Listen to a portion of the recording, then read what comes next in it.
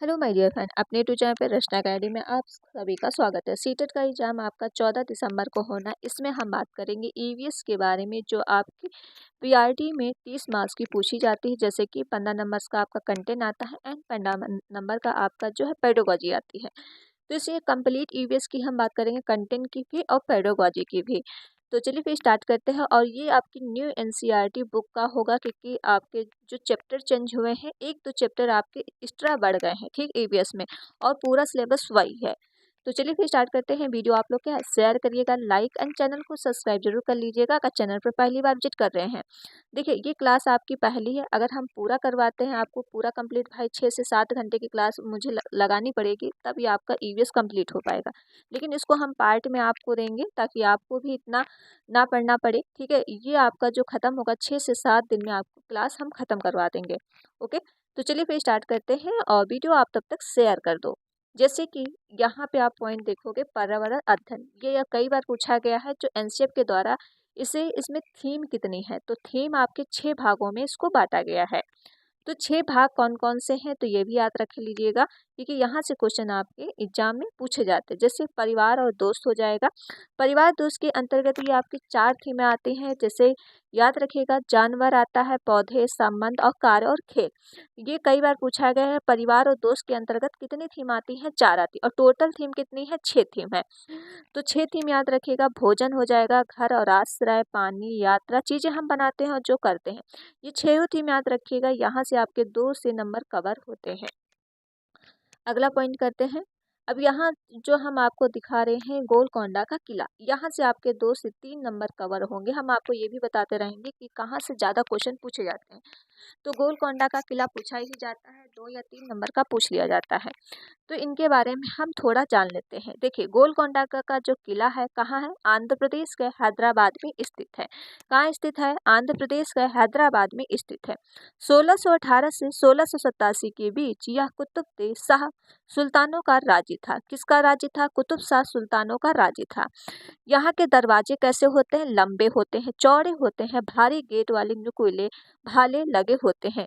जो इनके यहाँ के दरवाजे होते हैं, लंबे चौड़े भारी गेट नुकीले वाले भाले लगे होते। कई बार ये की पॉइंट पूछ ले जाते हैं, तो ये चीज़ इसीलिए हम आपको रिपीट कर दिए। और गेट, जो बड़े गेट के साथ एक छोटा गेट लगा, जैसे ये आपका बड़ा गेट हो गया, इसके अंदर एक छोटा गेट लगा दिया जाता है। दीवारें मोटी और चौड़ी होती है। दीवारें कैसी होती है, मोटी और चौड़ी बनाई जाती है। अगला हो जाएगा, किले में जो है 87 बुर्ज बने सुरक्षा के लिए होते हैं, ठीक है। तो ये भी याद रखेगा। इससे पहले 1200 ईस्वी में यह किला मिट्टी का बना बना था। यह राजा के रहने के लिए था, ठीक, किसके लिए था भाई, राजा ही रहते थे, राजा के रहने के लिए था। कब बना था, तो ये याद रखेगा, 1200 ईस्वी में बना था। अगला पॉइंट देख लेते हैं। अगला पॉइंट हो जाएगा, गोलकोंडा जो आपके किले का निर्माण कई चरणों में हुआ है था। कि कौन कौन चरणों, जैसे पहले हो जाएगा, पहले कातकी वंश के शासक परतुत ने 11वीं शताब्दी से मिट्टी की दीवारों से इसे किले का निर्माण करवाया था। इसे मूल रूप से मकल के नाम से जाना जाता है। किसके नाम से जाना जाता है, मकल के नाम से जाना जाता है। और किसने करवाया था, कातकी वंश ने करवाया था। कब करवाया था, 11वीं शताब्दी में। ये इम्पोर्टेंट है, याद रखेगा। इसके बाद महमनी सुल्तान मोहम्मद शाह प्रथम के शासनकाल थे, और प्रथम बहमनी विजयनगर युद्ध के दौरान मुसनरी नायकों ने इस किले के बहमनी राज्यों का सौंप दिया था, ठीक है, तो याद रखेगा। अगला हम देख लेते हैं। अगला हो जाएगा, फिर 1518 में सुल्तान कुली कुतुब उल मुल्क ने इस किले को पक्का करवाया। यह किला हैदराबाद और तेलंगाना में स्थित है। कहाँ स्थित है ये जो है, तो हैदराबाद और तेलंगाना में स्थित है। चलिए अगला देख लेते हैं। अगला हो जाएगा, किले के अंदर पूरा शहर था, शहर बसा था, जैसे बाग, कारखाने आदि, ठीक है। इमारतें 2 मंजिलें थी और छत के फव्वार लगा था, और दीवारों से सलीम भी नहीं है। दीवारों पे क्या है, नक्शी बनी हुई है। कैसा है, दीवारों पे जो बना हुआ है, कैसा बना है, नक्शी टाइप का बना है। कितनी इमारतें हैं, तो 2 मंजिली की इमारतें हैं, याद रखिएगा। नेक्स्ट पॉइंट हो जाएगा, ऊपर पानी ले जाने के लिए, जो ऊपर पानी ले जाने के लिए क्या है, रहट का प्रयोग किया जाता है, जो बोलों से चलना है, ठीक, किससे चलता है, तो महल की दीवारों के अंदर पानी के लिए मिट्टी पाइप जो है पड़े हुए हैं, जो आपके मिट्टी के पाइप क्या है उसमें पड़े हुए हैं। गोलकोंडा एक सुल्तान थे, सुल्तान का जो नाम है याद रखिएगा कौन है, अबुल हसन। कौन है? सुल्तान अबुल हसन थे। अगला हो जाएगा, किले के संचार के लिए दीवारों का प्रयोग किया जाता था। किले का तोप रखी हुई जिसका उपयोग औरंगजेब ने किया था। पहले तोप कांसे की बनती थी जो तांबा और टिन से मिलाकर बनी। देखिए जो तोप किससे बनी है, कांसे की बनी। तो कांसे का कई बार पूछा गया है, कांसा किससे बनता है, तांबा और टिन से मिलाकर बना होता है। औरंगजेब 8 महीने तक किले को नहीं जीत पाया था। ठीक, कितने महीने नहीं जीत पाया था, तो 8 महीने नहीं जीत पाया था। किले के चारों तरफ सुरक्षा के लिए खदक गहरा गाढ़ा खाई बनाई गई थी। ठीक, कैसा बनाई गई थी, तो याद रखिएगा ये हो जाएगा गहरा गाढ़ा खाई जो है बनाई गई थी। राज्यों के द्वारा साम्राज्य फैलाने के लिए बनाई गई थी। और रणनीति दोस्ती, जैसे आपका हो जाएगा क्या हो जाएगा, ये याद रखिएगा दोस्ती, चालपूसी, सादी संबंध, सबसे अंत हमला करना है। ठीक है, तो ये भी इनके अंतर्गत था। जैसे ये आप देख सकते हो, जैसे ये क्या हो जाएगा, जो हमने आपको अभी किले के अंदर पढ़ा है ये हो जाएगा प्रुजुट। ठीक है, और ये हो जाएगा इसका छेन। ओके, और जैसे कि इसमें आप देख सकते हो कि ये आपका ड्रम है, दांत और दांतेदार पहिए वाला है। ठीक है, और ये क्या है, देन जो भी मतलब किले के अंदर जो कस बनाया जाता है। अब हम चलते हैं यहाँ से, यहाँ के राज्यों की जो है कचपुड़ी, जो कहाँ होता है कचपुड़ी, तो आंध्र प्रदेश। और ये गायक पसंद थे। ठीक है, तो याद रखिएगा कि जो यहाँ का जो कचपुड़ी है ये आंध्र प्रदेश का है। गोलकोंडा के खुदरा प्राप्त वस्तुएं के हैदराबाद मंजूरी में रखा गया। कहाँ इनको रखा गया है, मंजूरियम में रखा गया है। ठीक है, तो ये भी याद रखिएगा। थोड़ा चीज ये देखेंगे, ये चीज क्या है, कांसों की चीजें हजारों साल पहले आदिवासी बनाते थे। ठीक, कांसों की जो चीजें बनाते थे कौन बनाता था, आदिवासी। कितने साल पहले, हजारों साल पहले। आज भी सोचकर हैरानी होता है कि गहरी खानों से तांबा टिन कैसे निकालते हैं और पिघलाते हैं, फिर कैसे इसके सुंदर सुंदर चीजें बनाते हैं। जैसे ये आपका गोंडकोला का नक्शा हो जाएगा, जैसे आप इसमें देख सकते हो। ठीक है, तो ये चीज़ें आप नक्शा देख ही सकते हो कि आपका क्या होता है, ये आपका उत्तर है, ये पश्चिम है, ये दक्षिण है, ये पूर्व है। तो ये पूरा गोलकोंडा का जो किला है ये आप चीज़ें देख रहे होंगे। चलते हैं अगले पॉइंट पे। अब हम याद करते हैं कि यात्रा, यात्रा क्या है, यहाँ से कई बार क्वेश्चन पूछा जाता है। यहाँ से भी आपके 2 से 3 नंबर कवर होंगे यात्रा से। जैसे यात्रा क्या है, पहले तो हम पढ़ेंगे असम का। ठीक है, असम का पढ़ेंगे। असम का प्रयोग कहाँ से होता है, तो बांस से बना पुल होता है। अब इनके बारे में पढ़ लेते हैं। असम के बच्चे जो है बांस का बना पुल से स्कूल जाते हैं। अगर असम आ जाए तो सबसे ज़्यादा प्रयोग किया जाता है, बांसों का प्रयोग किया जाता है, क्योंकि यहाँ बारिश बहुत ज़्यादा होती है। देखिए मिट्टी और पक्के घर बनाए जाए तो बहुत जल्दी क्या है, खराब हो सकते हैं। तो मजबूत बांस से घर बनाए जाते हैं, इससे उनको क्या है, नुकसान भी नहीं होता, क्योंकि वहाँ बारिश बहुत ज़्यादा होती है। ओके, जैसे आप इस पिक्चर में देख ही सकते हो, बच्चे क्या है, बांसों के जो ये बना हुआ रास्ता है, ठीक है, इस पे बांसों के द्वारा बनाया जाता है, उससे बच्चे क्या है, स्कूल जाते हैं। जैसे ये हो जाएगा असम, भारत का पूर्वोत्तर राज्य भाग कहा जाता है। जो असम होता है ये आपका असम है। ठीक, इससे पूर्वोत्तर, क्योंकि आपका पूर्वोत्तर राज्य इसे कहा जाता है। अगला देख लो, अगला हो जाएगा आपका लद्दाख के बच्चे। लद्दाख के बच्चे कैसे जाते, तो ट्रॉली लकड़ी का बना तांबू से स्कूल जाते हैं, क्योंकि यहाँ चौड़ी नदी खाई पुली का प्रयोग कार्य से आसान बना देती है। जैसे ये लद्दाख, लद्दाख में पाया जाता है ट्रॉली का पुल। ठीक, इससे बच्चे जाते हैं स्कूल। पुल का प्रयोग कार्य करने के लिए आसान बना देते हैं। ठीक है, तो यही आपको पता होना चाहिए। जो बच्चे जाते हैं किससे स्कूल जाते हैं, ट्रॉली का प्रयोग किया जाता है। कहाँ किया जाता है, ये लद्दाख में किया जाता है।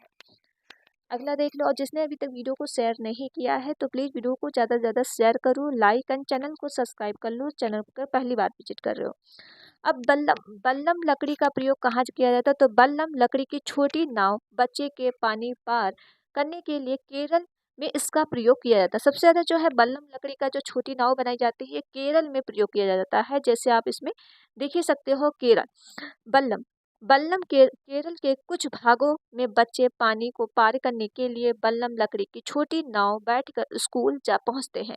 यहाँ से भी क्वेश्चन एग्जाम में पूछे जाते हैं, तो ये याद रखिएगा स्कूल जाने के रास्ते, क्योंकि यहाँ से क्वेश्चन आपके 5 से 6 नंबर का कवर होंगे, क्योंकि स्कूल जाने के रास्ते कई बार क्या है थ्रॉट पूछ लिए जाते हैं। ऊंट गाड़ी कहाँ प्रयोग होता है, तो ये आपका राजस्थान में प्रयोग होता है। राजस्थान के बच्चे जो किससे स्कूल जाते हैं, तो आप याद रखिएगा ऊंट गाड़ी से। जैसे इसमें देखेंगे हम रेगिस्तान में रहते हैं, हमारे यहाँ दूर दूर तक रेत ही रेत नजर आती है। दिन में तो रेत खूब तपती है, लेकिन ऊंट गाड़ी से बैठकर स्कूल हम पहुंच जाते हैं। अब ये बैलगाड़ी का प्रयोग कहाँ होता है, तो ये भी याद रखिएगा। जैसे बैलगाड़ी का जो प्रयोग होता है मैदानी इलाकों के लिए होता है, जैसे गांव में आपने देखा होगा, तो ये बैलगाड़ी का प्रयोग किया जाता है। इससे बच्चे क्या है स्कूल बैठ के जाते हैं। अब जुगाड़ गाड़ी जो है ये कहाँ प्रयोग होता है, ये भी याद रखिएगा। जुगाड़ गाड़ी जो है ये जो गुजरात में प्रयोग होती है। ये कुछ अलग तरीके की गाड़ी बनी होती जैसे, या फटफट करके चलती है मोटर बाइक पर लकड़ी का पट्टा लगाकर बनाई जाती है। जैसे इसमें आप देख सकते हो आगे से आपको लग रही होगी ये मोटर गाड़ी, पीछे से क्या है इसको लकड़ी से जैसे ट्रॉली जैसा बना लिया जाता है, तो काफ़ी बच्चे इसमें बैठ जाते हैं, फिर इसमें स्कूल बैठ के चले जाते हैं। ठीक, ये कहाँ इसको कहते हैं जुगाड़ गाड़ी, तो ये गुजरात का है। जुगाड़ से याद रखिएगा गुजरात। चलते हैं अगले पॉइंट पे। अगले पॉइंट पे हो जाएगा उत्तर का पहाड़ियाँ। ये उत्तर की पहाड़ियाँ क्या है लद्दाख में पाई जाती है। जैसे लद्दाख जैसे बर्फीली क्षेत्र है में बर्फ वाले रास्ते से गुजरते हैं, यहाँ हाथ पकड़कर चलते हैं, क्योंकि हाथ पकड़ के इसलिए चला जाता है बहुत ज़्यादा बर्फ रहती है। अगर एक दूसरे का हाथ नहीं पकड़ेंगे तो क्या है वो फिसल भी सकते हैं।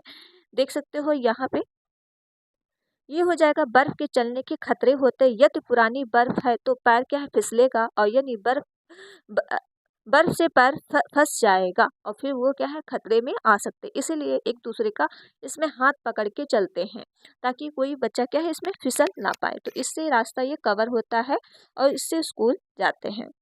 अगला हम बात करते हैं उत्तराखंड का। उत्तराखंड के रास्ते कैसी होती, पथरीले रास्तों से बच्चे जाते हैं। उत्तराखंड के जो रास्ते होते कैसे होते, पथरीले रास्तों का बना होता।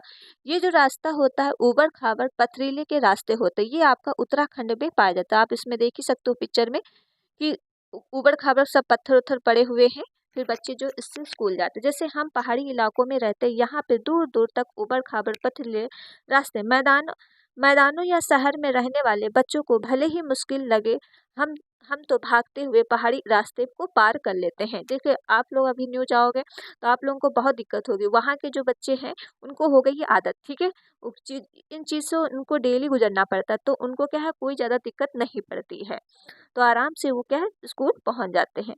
अब चलते हैं नेक्स्ट पॉइंट पर, ग्रुपिंग ट्रेवलिंग क्या है, तो ये भी याद रखते हैं, क्योंकि इससे भी एग्जाम में क्वेश्चन पूछे जाते हैं। उत्तराकाशी ये उत्तराखंड में पाया जाता है। जैसे नेहरू पर्वतारोहण संस्थान जो आया था 14 नवंबर 1964 को स्थापित किया गया था। इसका नामकरण पंडित जवाहरलाल नेहरू ने किया था। यह भारत के प्रमुख पर्वतारोहण स्थानों में से एक है। ये आपका न्यू एनसीईआरटी का है जो न्यू इसमें रखा गया है, ठीक है, तो याद रखिएगा। क्योंकि ये क्वेश्चन नहीं पूछा गया है, तो इस बार जैसे चेंज हुआ है तो शायद ये क्वेश्चन पूछ सकते हैं। तो याद रखिएगा जो नेहरू पर्वतारोहण संस्थान है ये कब आया था, 14 नवंबर 1964 को स्थापित किया गया था। इसका नामकरण पंडित जवाहरलाल नेहरू ने किया था, और यह भारत के प्रमुख पर्वतारोहण का संस्थान में से एक है। ये इंपॉर्टेंट है और इनका नाम याद रखिएगा क्योंकि ये न्यू है। चलते हैं अगले पॉइंट पे। अब इनके कार्य क्या है ये भी आप देखिएगा।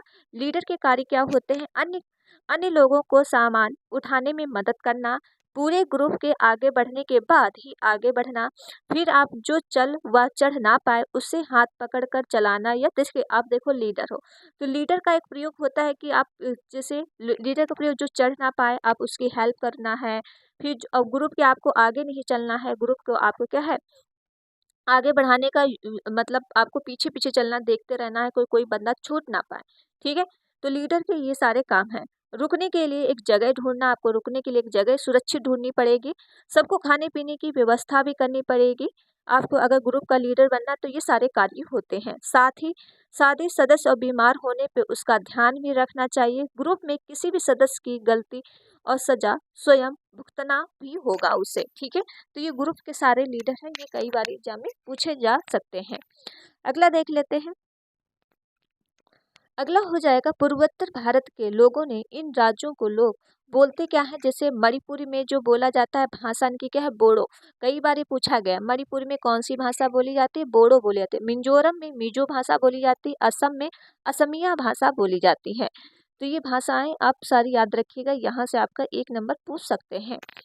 अगला पॉइंट देख लेते हैं। और जिसने अभी तक वीडियो को शेयर नहीं किया है तो प्लीज़ वीडियो को ज़्यादा से ज़्यादा शेयर करो, लाइक एंड चैनल को सब्सक्राइब कर लो। ठीक है, जैसे पहाड़ में चढ़ाई के वक्त कैंपस को सुबह का नाश्ता कैसा होना चाहिए, तो विटामिन सी का भरपूर होना चाहिए, क्योंकि इससे जो है रोग की क्षमता बढ़ती है। जैसे गोली आयरन गोली, चॉकलेट वाला दूध होना चाहिए। ठीक है, जैसे ये आप चीज़ें इसमें पिक्चर में देख सकते हो। अगला हो जाएगा पहाड़ में चढ़ाई करते वक्त प्रयोग होने वाले औजार। जैसे औजार का टूल्स आप कौन से प्रयोग करोगे, जैसे पिट आन का खूटा प्रयोग करोगे। ये जैसे आप पहाड़े होते तो आप इसको अगर इसमें जैसे ठोकोगे ना तो वो चीज़ जल्दी गिरेगी नहीं। ठीक, पिट ऑन का ठोका ये। और क्या स्लाइंग रस्सी का हुक, जैसे रस्सी का हुक प्रयोग करोगे। और क्या है, पहाड़ के नीचे उतरने के लिए प्रक्रिया होनी चाहिए। जैसे पहाड़ पे चढ़ने वक्त हमेशा 90 डिग्री का कोण कमर तक होना चाहिए। और साथ में याद रखना, एक सीधी रख के चढ़ना और चाहिए, आगे नहीं झुकना चाहिए।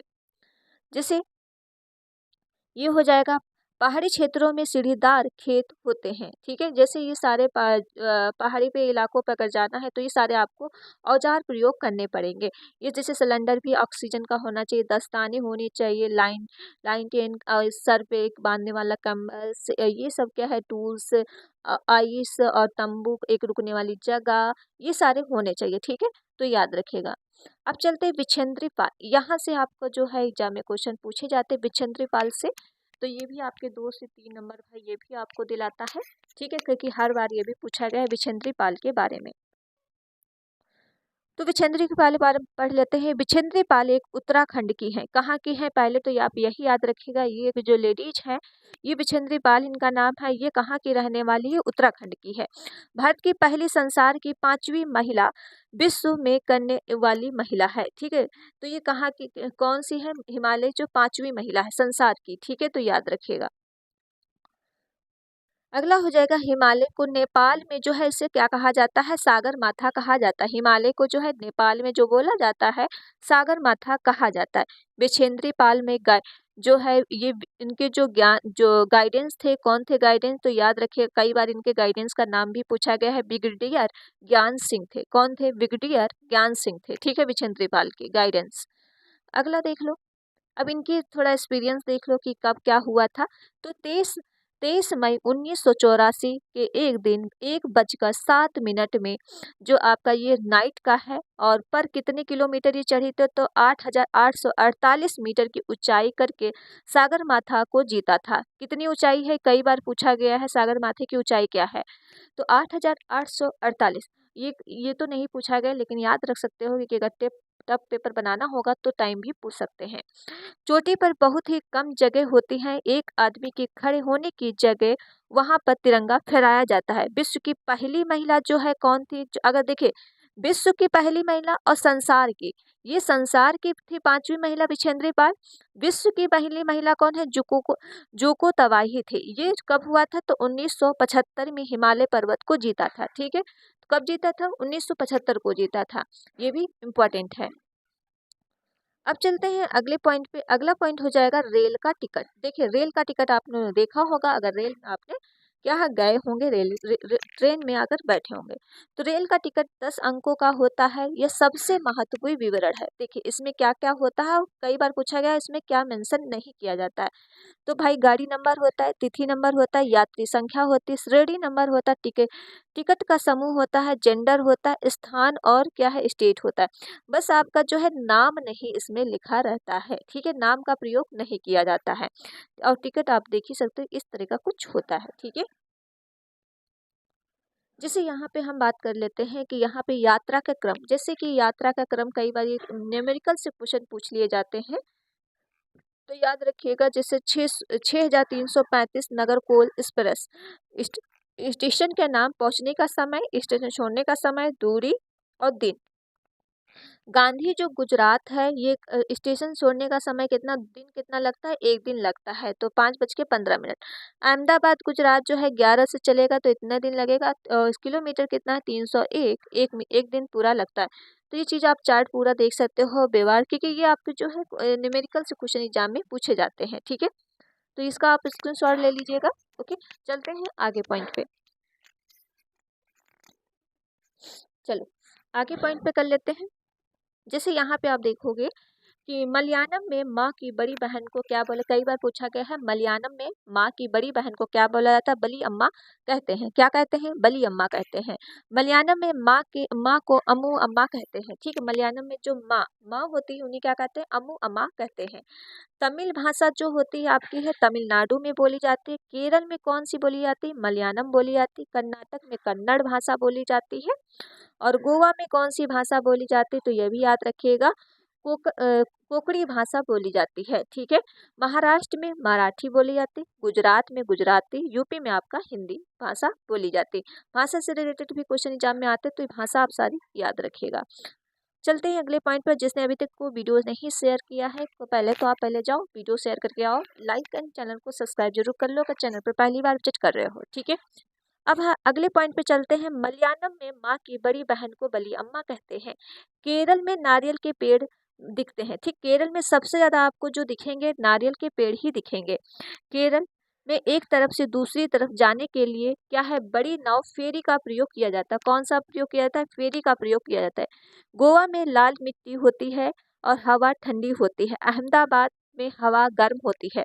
देखिए, गोवा में क्या होती है, लाल मिट्टी होती है और हवा ठंडी होती है।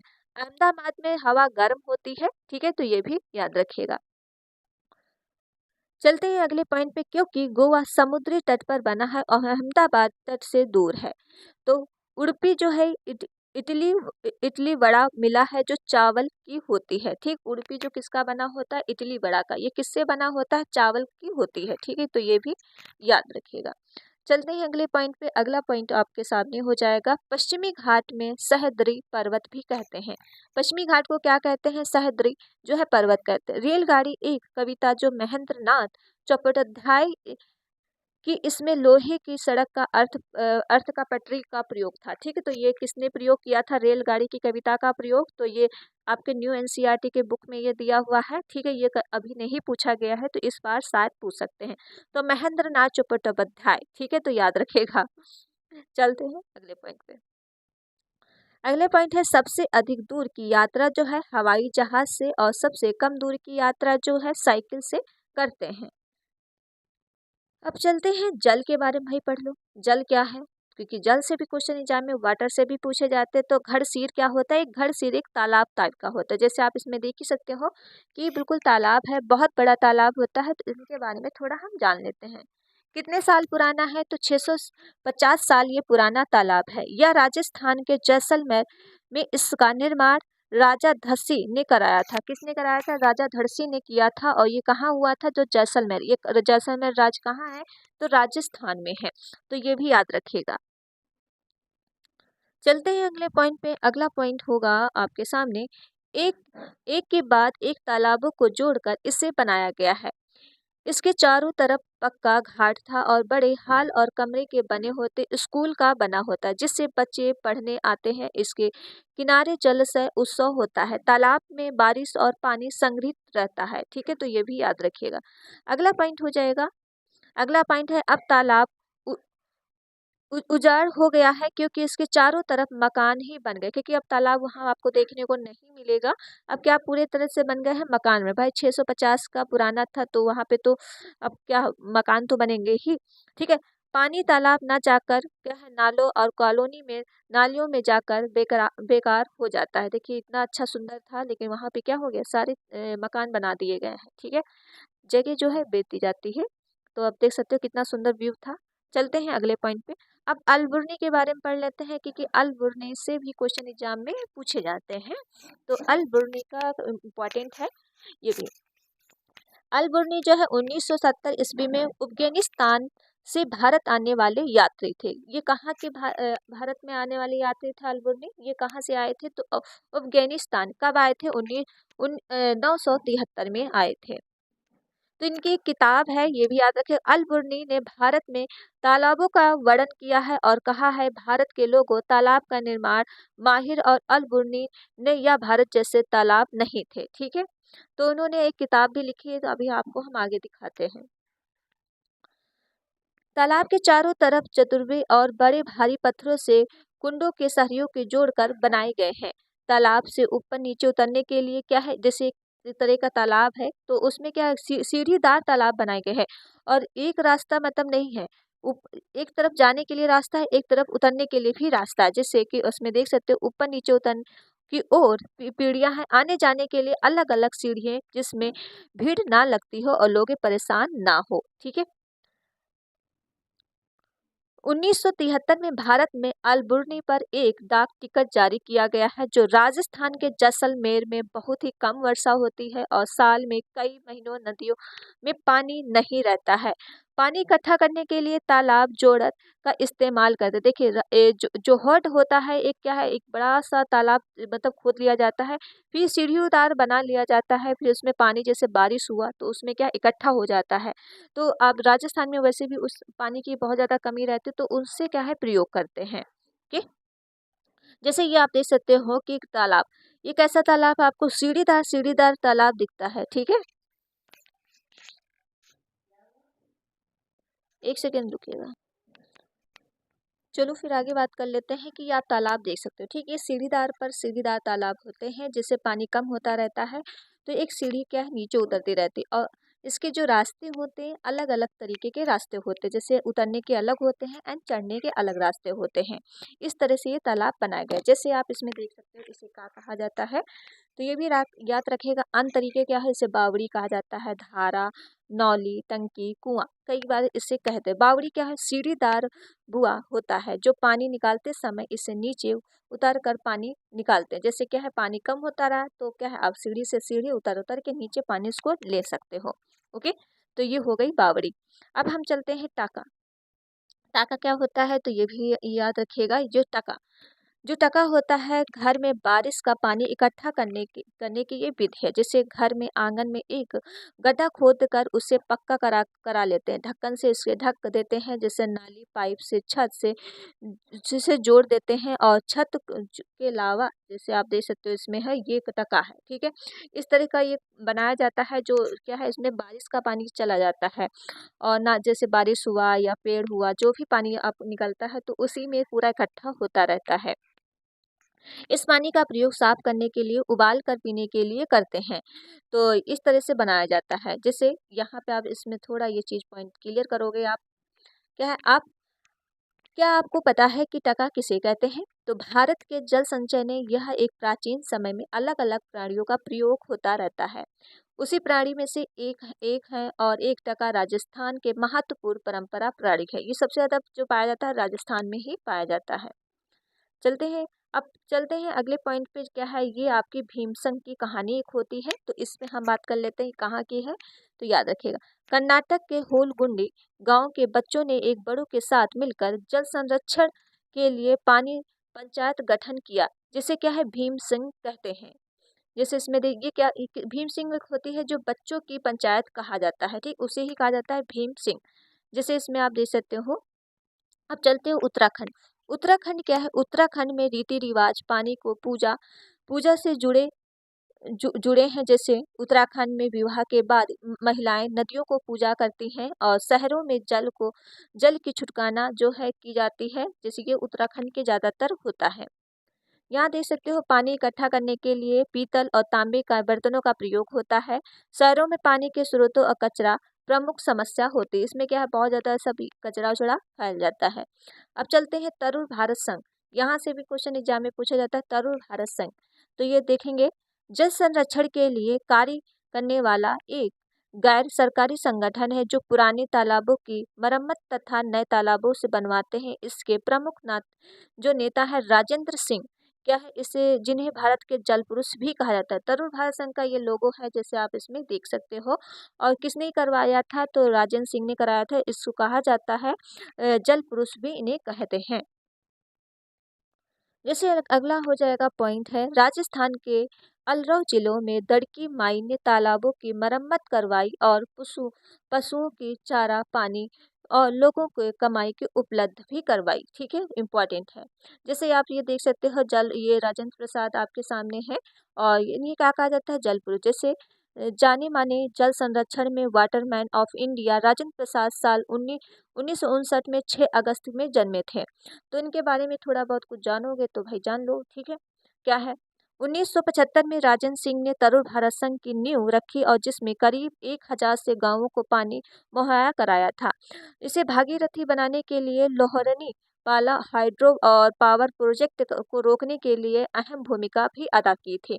इसी साल इन्हें क्या स्टॉकहोम वाटर प्रोवाइज को नवादा भी किया था और पानी के लिए महीने मिलने से जो है उन्हें नोबेल पुरस्कार मिला था। जो आपको कब उनको नोबेल पुरस्कार मिला था, तो ये भी याद रखिएगा, 2001 में रेमन गैनेस अवार्ड भी मिला था। ठीक है, तो याद रखिएगा।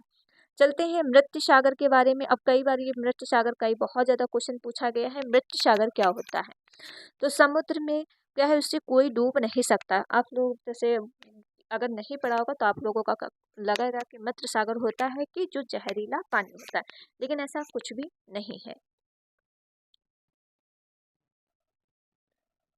जैसे इसमें देखोगे, मृत सागर जो है आपका, तो ये बहुत ज़्यादा खारा पानी होता है। देखिए थोड़ा आप इसको हम समझा देते हैं, मृत सागर क्या होता है। मृत सागर एक ऐसा होता है, बहुत ज़्यादा खारा पानी होता है। अगर आप इसमें तैरने जाओगे तो क्या है, बिल्कुल आप तैरना भी नहीं आता होगा तो आप बिल्कुल उसमें जैसे सो रहे हो वैसे ही आप बिल्कुल ऊपर तैरते रहोगे, इसमें आप डूबोगे नहीं। जैसे यह एशिया में इजराइल के पास एक स्थित है। इसमें लोग तैरते या डूबते नहीं है क्योंकि इसमें लवणता नमक की मात्रा अधिक होती है। सबसे ज़्यादा नमक की मात्रा बहुत ज़्यादा होती है। जिसमें इसमें देख सकते हो, मृत सागर में 300 ग्राम पर लीटर नमक की उपस्थित होती है। यह एशिया का सबसे नमकीनी सागर है। ठीक है, सबसे अगर आप पियोगे पानी तो बिल्कुल क्या है, जैसे इसमें बहुत ज़्यादा नमक घोल के डाल दिया गया है। ठीक है, तो इसीलिए इसमें जो है इंसान नहीं डूबता है। चलते हैं अगले पॉइंट पे, सान्यता। सान्यता क्या है, तो ये भी देखिए। सान्यता हो जाएगी किसी द्रव का वह गुण जिसके समर्थन के बदौलत द्रव पानी विभिन्न परतों के बीच सापेक्ष गति का विरोध करता है। द्रव सान्यता अवध आंतरिक घर्षण कहलाता है। ठीक है, जैसे कि सानिता आप देख सकते हो, ये क्या होता है, ये आपका पानी। पानी तो बिल्कुल ही आराम से अगर फेंकोगे आराम से, और अगर ये शहद, शहद का बहुत मतलब गाढ़ा होता है, देखा चिपचिपा होता है, तो उसे ही कहा जाता है सानिता। ठीक है, जैसे वापसीकरण के कारण कपड़े सूखते हैं और वापसीकरण के की दर से चीजों पर निर्भर भी करते हैं। किसी भी द्रव को बहने के गुण को क्या कहते हैं, सानिता पर निर्भर होता है। इसलिए तेल धीरे धीरे और बहेगा और पानी क्या है, तेज से बहेगा। ठीक, उसे ही कहा जाता है सानिता। चलते हैं अगले पॉइंट पे। अब हम दांडी यात्रा के बारे में पढ़ लेते हैं। देखिए दांडी यात्रा क्या है, तो इसमें भी जान लो भाई थोड़ा। ठीक है, दांडी यात्रा से क्वेश्चन भी पूछे जाते हैं। 3 से 4 नंबर के आपके क्वेश्चन पुटअप किए थे। एक सेकेंड रुकिएगा, सॉरी। ठीक है, 3 से 4 नंबर के पुटअप कर दिए जाते हैं क्वेश्चन दांडी यात्रा से। चलिए, जैसे 1930 ईस्वी में हुई, इसका क्या है, इसका कारण था कि नमक बनाने पे रोक। नमक बनाने कब इनकी क्या है, दांडी यात्रा जैसे नमक जो नमक को तोड़ा था उन्होंने। ठीक है, नमक क्या बहुत महंगा बिक रहा था, जबकि ये हमें कुदरत ने दिया है। तो गांधी ने कहा जो चीज़ हमें कुदरत में मिला तो इतना महंगा कैसे हो सकता है। तो इन्होंने इसी पे आंदोलन किया था। जैसे गांधी जी ने कहा जो चीज़ें हमें कुदरत ने दी है उसे हमें वारिस, कैसे ही महात्मा गांधी ने दांडी यात्रा जो है 12 मार्च 1930 को शुरू की थी। कब शुरू हुआ था, 12 मार्च 1930 को किए थे। इसके साथ जो है अनुयायी कितने थे, 79 थे। ठीक है, जो उनके साथ दिए थे। देख सकते हो, यह यात्रा अहमदाबाद के साबरमती आश्रम से शुरू होकर गुजरात के नवासी जिले में स्थित और दांडी तक चली। कहाँ से चली थी, तो कई बार पूछा गया है, अहमदाबाद साबरमती। ठीक है, तो ये याद रखें। और कहाँ तक चली, गुजरात तक चली। दांडी तक के 241 मील दूरी दूरी गांधी ने 24 दिनों तक भी इसका पूरा किया था। ठीक है, तो इसको क्या है, नमक इसीलिए सस्ता मिलता है, नहीं तो फिर क्या है, जो कुदरत ने दिया है तो उसको महंगा करने से क्या जरूरत है। चलते हैं अगले पॉइंट पे। नमक बनाने की विधि क्या होती है? समुद्र में पानी की पंक्तियों को कैरियों में भर दिया जाता है और धूप में पानी को सुखा दिया जाता है, फिर नमक के ढेरा उसको लग जाता है। ठीक, जैसे घुलनशील वस्तु कौन सी? नमक, चीनी, मिश्रित दूध। जैसे ये आप क्या है? घुलनशील होता है। जैसे इसमें नमक देख सकते हो कि बहुत ज़्यादा ऐसे से खो दिया जाता है, फिर ये सारा नमक बन जाता है। अघुलनशील कौन से थे? बालू, मिट्टी, रेत। ठीक है, ये क्या है? नहीं घुलता है, नीचे बैठ जाता है लेकिन घुलेगा नहीं। और संतृप्त विलयन क्या होता है? यह विलयन होता है जिसमें अधिक वस्तु मिली होती है और क्या है? नहीं जा सकती है, तो उसे कहा जाता है संतृप्त विलयन। देखिए, भोजन के बारे में हम कल पढ़ लेते हैं। ठीक है, ये चीज़ें हम आपको कल क्लास करवा देते हैं, तो क्लास आपकी बड़ी हो जाएगी। ठीक है, चलो इसे कर ही लेते हैं। और वीडियो आप लोग क्या है? शेयर कर दो, जो अभी तक शेयर नहीं किया है। ठीक, वीडियो शेयर करो, लाइक एंड चैनल को सब्सक्राइब। तो भोजन के बारे में देख लेते हैं, फिर इसके थोड़ा और पढ़ लो। क्या है? मसालों के लिए प्रसिद्ध राज्य क्या है? केरल है। और कौन सा मसाला मीठे और नमकीने दोनों के लिए है? तो काली मिर्च होती है। ठीक है, रोगों को प्रयोग करने वाले मसाले कौन से? हल्दी, सौंफ, लौंग। ठीक है, तेज खुशबू वाला मसाला कौन है? लौंग और जीरा। ये आप देख सकते हो, गरम मसाले कई मसालों का मिश्रण होता है, जैसे पोषण, अंदाज, कद और वजन से लगते हैं। इसके लिए आपको जो है बॉडी मसाल इंडेक्स का भी प्रयोग किया जाता है। चलते हैं अगले पॉइंट पे। अगला एक सेकेंड, चलो। जैसे ये कई बार क्वेश्चन पूछा गया है, मिर्च। मिर्च जो है कहाँ से आई है? भारत के स्थानीय नहीं है, ये पुर्तगाल देश से व्यापारी दक्षिण अमेरिका से आई है। कई बार पूछा गया है जैसे कहाँ से कोई फल क्या आया है, तो मिर्च कहाँ से आई है? दक्षिण अमेरिका से आई है। वे पौधे जो भारत से बाहर से आते, जैसे भारत के कौन है? आलू, मिर्च, चाय, भिंडी, कॉफी, सोयाबीन, गोभी, मटर। ठीक है, ये क्या है? भारत से बाहर आते हैं। जैसे सोयाबीन कहाँ से आई? चीन से आई है, तो याद रखिएगा। और फिर क्या है? भारत में आया। फिर चाय क्या है? चीन से, असम से आई है। और गोभी, मटर कहाँ से? यूरोप से आया। भिंडी, कॉफी कहाँ? अफ्रीका से। आलू जो है अमेरिका से आई है। ठीक है, जो आप लोग खाते हो। भारत के देसी पौधे जो है कौन है? बैंगन, मूली, सेब, केला, पालक, ये सब क्या है? भारतीय फल हैं। ठीक है, जैसे ये आप याद रखें, आम, संतरा, बेर, परवल, भिंडी, ये सब जो है आपके भारतीय फल हैं। ठीक है, अगला देख लेते हैं। अगला हो जाएगा, भारत में कई सारे फसल उत्सव बनाते हैं, जैसे मकर संक्रांति में कौन सा कहाँ होता है? ये उत्तर भारत में मनाया जाता है। बैसाखी में जो बनाया जाता है ये पंजाब में मनाया जाता है। जब आपके बैसाखी जब चावल कटते हैं वहाँ पे, तो एक बोरा टाइप का जो होता है, उसे चिपचिपा टाइप का चावल बनाया जाता है, ये पंजाब, उसे ही कहा जाता है बैसाखी। लोहड़ी जो है हरियाणा में बनाया जाता है। बिहू जो असम में बनाया जाता है। ओणम जो है केरल, ठीक है, केरल, और अगस्त के दिसंबर तक ये बनाया जाता है। पोलम जो खेल होता है तमिलनाडु। और उगड़ी जो उगाड़ी जो होता है ये कहाँ होता है? तो ये भी याद रखिएगा, आंध्र प्रदेश और कर्नाटक। ठीक है, गुआड़ी पवा ये आपका महाराष्ट्र में पाया जाता है। ठीक है, ये चीज बनाई जाती है, उत्सव याद रखिएगा। चलते हैं अगले पॉइंट पे। अगला पॉइंट हो जाएगा वन। वनगाम गुजरात में एक गांव है। ठीक, वनगाम जो है कहाँ है? ये गुजरात में एक गांव है। अच्छी फसल बीजों को के लिए पुरानी फसल कुछ बीज प्रयोग किया जाता है। बीजों को सुरक्षित रखने के लिए उन्हें सूखी लौकी और मिट्टी, देखिए बीजों को सुरक्षित रखने के लिए एक सूखी लौकी का प्रयोग किया जाता है, फिर उसको क्या है? मिट्टी का लेप लगा रखा जाता है। वर्तमान में क्या है? लकड़ी के बक्से में इसे नीम की पत्ती के साथ बीजों के रख दिया जाता है, जिससे इसमें क्या है? कीड़े ना लगे। ठीक है, इसका प्रयोग किया जाता है। ओके, चलते हैं अगले पॉइंट पे। अगला पॉइंट हो जाएगा, चलिए ये आपको जो है उदई उदई आपको हम कल पढ़ाएंगे। ओके, कल की क्लास में आप जरूर जुड़िएगा। अब कल की क्लास भी आपकी 1 घंटे क्लास होगी, जो हमने कहा कि आपकी 4-5 दिन में आपकी ईवीएस कंप्लीट हम करवा देंगे। ठीक है, तो चलिए फिर यहीं पे वीडियो रखते हैं। और वीडियो आप लोग क्या है? शेयर करिएगा, लाइक एंड चैनल को सब्सक्राइब जरूर कर लीजिएगा, अगर चैनल पर पहली बार विजिट कर रहे हैं। मिलते हैं नेक्स्ट वीडियो में। Thank you friend.